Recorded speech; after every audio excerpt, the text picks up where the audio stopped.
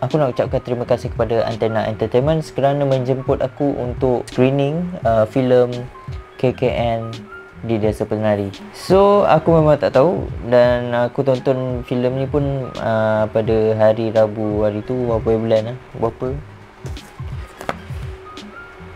11 hari bulan 11 hari bulan, itu hari Rabu aku tonton filem ni dan I was zero expectation apa semua. Aku nak cerita memang agak panjang sebenarnya pasal filem ni. Untuk tonton filem ni zero expectation. Aku tak expect apa-apa. Aku tak expect filem ni tak bagus. Aku tak expect filem ni bagus. I was zero. And aku boleh katakan filem ni sangat disappointed. So welcome back to Aimavla channel. Kepada anda yang belum subscribe, please subscribe. So kita dalam segmen Ayum Vlog. So macam aku cakap, honestly memang aku disappointed. Even zero expectation. Aku mengharapkan cerita ni enjoyable walaupun dia tak sebagus mana, tapi I'm not enjoying it. Aku tak enjoy langsung. Aku bersama kawan aku Hasib, and during the first 20 minutes kita orang dah macam something wrong is happen in this movie. Sorry, gatal pula. So kita orang rasa macam ada yang tak kena dari segi flow penceritaan, dari segi benda tu, penceritaan tu sebenarnya. Macam kita orang masa first 20 minit tu rasa macam apa benda ni, apa yang sebenarnya diorang nak buat sebenarnya ni kan. Aku lagilah, aku tak tahu KKN tu apa benda. Aku memang I'm so sorry sebab and this kind of viral pun ada orang cerita dekat Twitter pun aku tak tahu. Aku tahu lepas aku tonton filem ni. Dan KKN is kind of like macam kalau kat Malaysia FYP lah, final year project macam tu lah. And cerita ni pun berdasarkan ada satu buku lah. Macam kawan aku cakap, cerita ni ada satu buku dia dah baca buku ni, and cerita dalam filem ni tak based on that, tak follow betul-betul macam dalam buku tu. Dia baca, starting with this story and then baru jadi benda tu, the development of this story sebenarnya. Aku dah lompat kepada cerita ni. So filem ini diangkat dari sebuah thread feed viral yang lagi heboh sekitar pertengahan tahun 2019 apabila sebuah akaun Twitter yang dikenali sebagai sebutan Simple Man menulis sebuah kisah misteri yang berlaku sekitar 2009. Tweet itu langsung menjadi bualan para netizen dan tertanya wujud asli tempat dan kebenaran cerita misteri ni. So benda ni viral dekat Twitter masa tu, and then terjadinya lah cerita ni, orang dengar, orang tahu.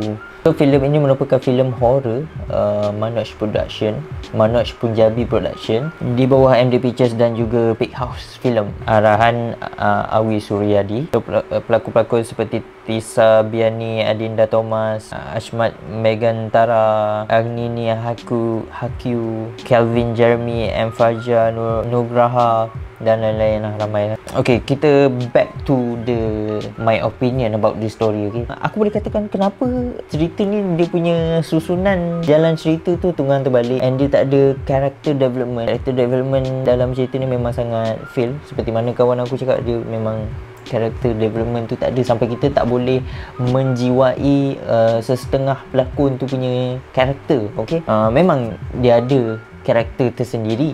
Okay, ada karakter yang memang mulut celupa, memang jenis yang suka buat lawak, and ada yang jenis yang straight, ada yang jenis yang Islamic, more to keagamaan.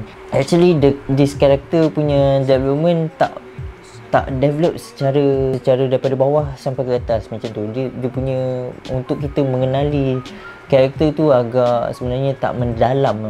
Dia tak susun dengan baik. Okay, apa yang aku tahu, cerita ni dekat desa tu dia sebenarnya ada pantang larang, apa semualah, pantang larang dekat dalam hutan tu.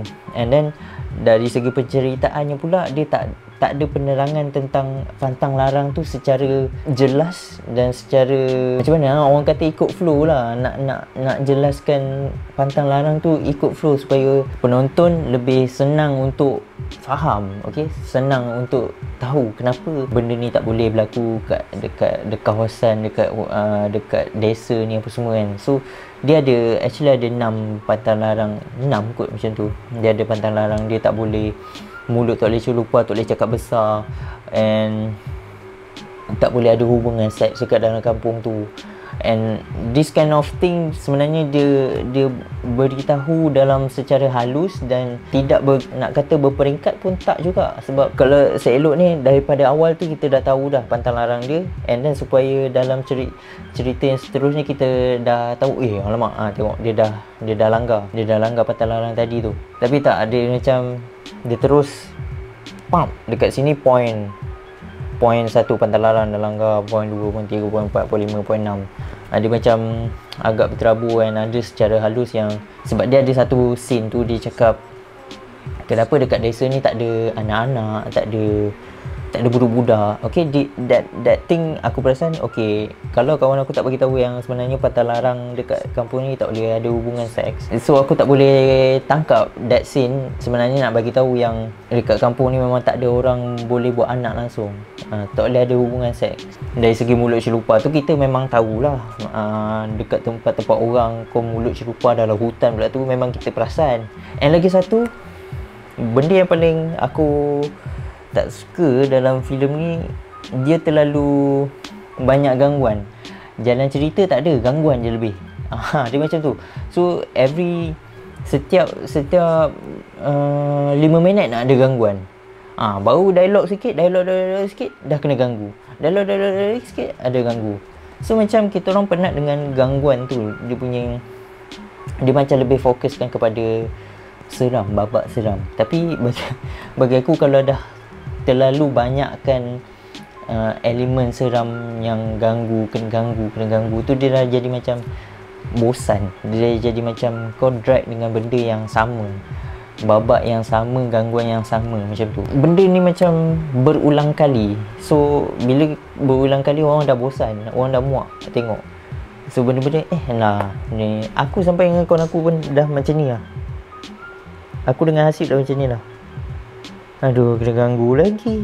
Kita baru sedap dengar dia punya dialog kan. Kita nak tengok lakonan berdialog diorang macam mana, karakter bercakap tu macam mana dengan lebih mendalam. Ni tak sempat nak mendalam dah kena kacau. Macam tu. And ada satu babak tu terlampau. Okay, aku cerita je lah. Dalam satu babak dia nak mandi siang tu, Ayu ni si Nur dengan Widya, dia nak mandi and then kena ganggu. Lepas tu lama sangat scene tu. Dekat situ je, satu scene tu dekat situ je. Berapa kali dia kena ganggu aku tak terkira dah. Aku rasa macam sepatutnya dah cut dah benda ni kan. Dah kena ganggu, habis. Terus ke next scene. Okay, ni seorang ni ganggu dah 5 ke 10 minit. Lepas tu sambung pula lagi seorang tu kena ganggu around 5 ke 10 minit juga. Benda yang sama. Benda tu yang membuatkan aku rasa macam ya Allah, dah lah, next lah kan. Benda tu sepatutnya cut. Macam tu. Aku tak tahulah kalau korang tengok yang versi yang cut punya, dia cut part tu apa benda kan. Tapi kita orang tengok memang uncut. Yang ni version uncut, and then dia terlalu drag. Aku tak tahulah. Tapi kalau diorang cut part tu, aku expect dia cut yang bahagian Nur kena kacau. Aku lebih suka Widya sebab dia lebih banyak elemen yang lagi seram. Okay, elemen seram tu tak ada masalah. And then sampai satu part tu di mana diorang terpaksa kena pindah daripada tempat asal yang diorang duduk bersama yang nenek dekat situ, and dia pindah supaya duduk dalam satu rumah. And that scene, dialog dia macam seolah-olah dialog tu sepatutnya berada pada permulaan cerita. Okey, dia baru nak cerita jaga kelakuan. Padahal orang tu dah duduk berapa hari kat situ. Kau nak cakap macam seolah-olah orang tu baru sampai dengan bawa bagnya, ramai duduk kat situ. So kau macam ini macam sepatutnya scene awal-awal tadi, macam orang baru sampai kan.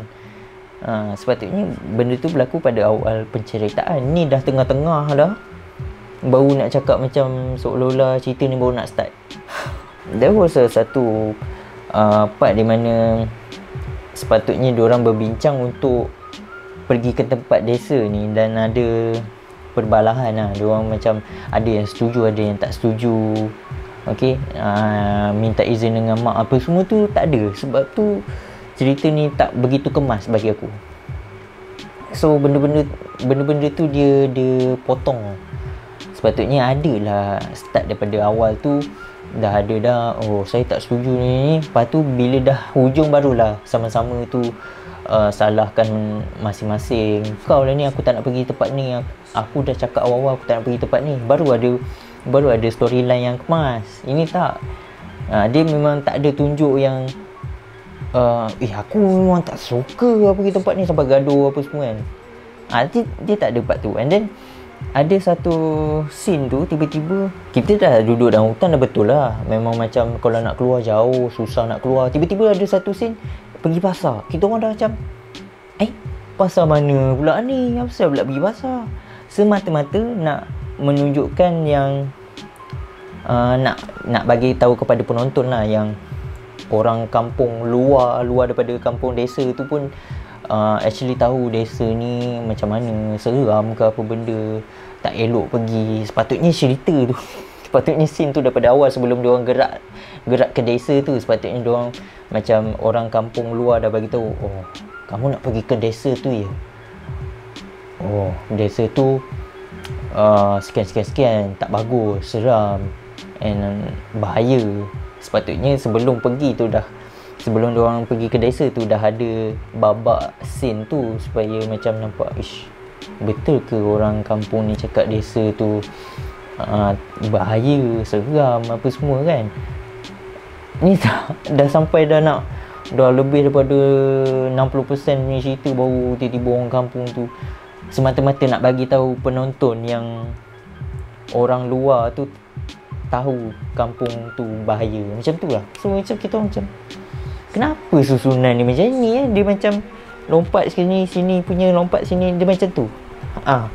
Sini punya scene pergi sini, yang scene tengah masuk sepatutnya pergi ke awal, yang awal tu pula macam tu lah. So far nasib baik aku boleh katakan ending of this movie, nasib baik dia tak begitu klise, dia tak klise, and ending dia aku rasa macam bagus. Memang patut orang yang melanggar buat benda-benda yang tak bagus dekat tempat orang, memang patut terima akibatnya lah apa semua kan. The ending was good. Nasib baik. Aku expect macam, aduh ni janganlah ending macam sial kan, aku cakap macam tu kan. Nasib baik dia buat ending macam tu. Kalau dia buat ending yang bukan-bukan, macam tak patut lah semua, lah klise lah semua. Janganlah ending macam bodoh, tolong lah, sebab masa pendek ni tapi nampak macam ada benda yang tak settle lagi kan, macam tu kan. So benda tu nasib baik ending dia okey. And aku tak tahu apa tujuan dia, disebabkan storyline tu tak begitu cantik untuk memberi tahu audiens. Tujuan filem ni pun kadang-kadang carca marba. Sepatutnya cerita ni walaupun kalau dibuat berat mana pun, at least kita faham. Sebab dia terlalu memfokuskan kepada babak-babak seram, babak-babak diganggu. Tapi kalau dah jadi macam ni, lagi tak rasa seram. Walaupun dia punya dari segi mood filem ni, dari segi tempat, okey, lokasi memang dah best, color grading dah best, cinematography dia memang dah best. So benda ni memang dah best bagi aku, memang dah cantik cun, memang 100%. Memang nampak lah filem yang berkualiti. Okay, filem-filem Indonesia, standard Indonesia punya filem seram memang look dia macam ni. So itu dah bagus. Tapi dari segi itulah, penat lah aku nak ulang-ulang. Sebab aku memang tak puas hati cerita ni tak sebest mana, tapi viral ke main beria. Lepas tu ada yang kata best. Aku tak tahu lah, sebab aku sebenarnya fokus kepada storyline dia yang sebenarnya tak ikut flow yang sebaik. Tapi kalau korang nak kecam aku sebab korang rasa cerita ni best, tu pula lah. Sebab aku pun tak puas hati juga sebab korang kata filem ni best, sebab aku rasa filem ni tak best. Kalau korang rasa best, best lah. Tapi bagi aku memang tak best. Tapi kalau korang marah aku sebab aku kata cerita ni tak best, tu pula lah. Sebab memang aku cakap filem ni tak best. So dah lah, kalau aku cakap ni memang panjang gila. So itu saja kot untuk pandangan aku tentang filem KKN, Detail Penari. Kalau ikutkan banyak lagi aku nak cerita, cuma aku tak ingat sangat apa yang apa yang aku nak complain. Okay, so untuk filem KKN di Desa Penari aku bagi rating sebanyak 6/10. So apa pandangan you guys tentang KKN di Desa Penari? Sila komen di bawah dan jangan kecam aku pula. Warga-warga Indonesia pasti kecam aku punya. So hope you guys enjoy with this video. Jangan lupa untuk like, share dan subscribe ke YouTube Ayu Marvel. See you guys in the next video.